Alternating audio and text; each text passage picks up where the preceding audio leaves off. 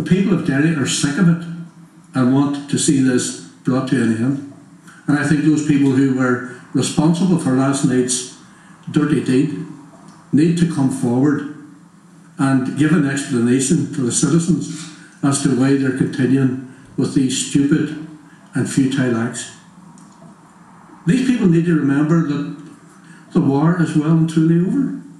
I think it shows the futility of violence.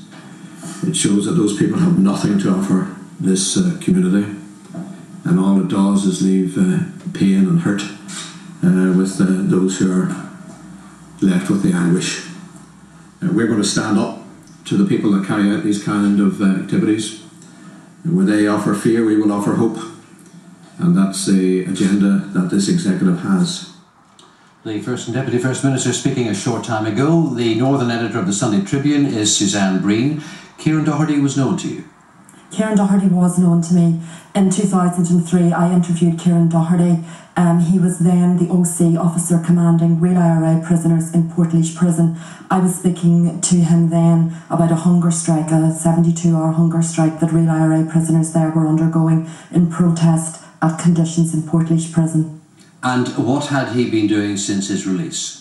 Since his release, it is my understanding that he remained an active Republican. I don't have details of those activities, but he certainly doesn't appear to have been a prisoner who has retired to lead an ordinary life. He remained an active Republican.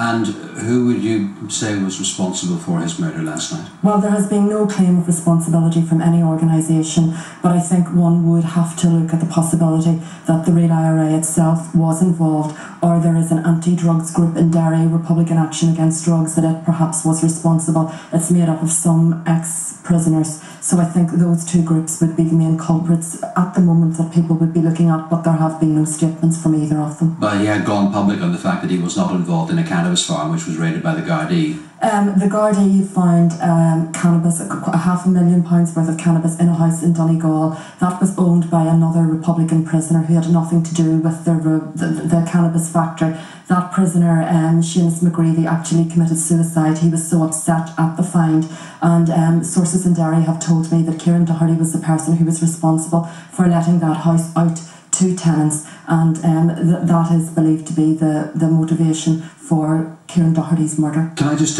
broaden this a little? Last Friday we had the mortar bomb find in Katy in South Armagh. On Monday we had the attack on the courthouse in Newry. Now we have the murder of Kieran Doherty.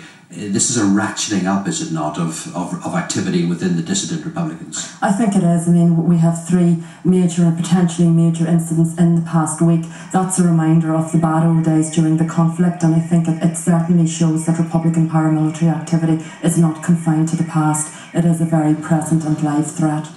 And is not unconnected, I suspect, with the movement politically towards a policing and justice minister.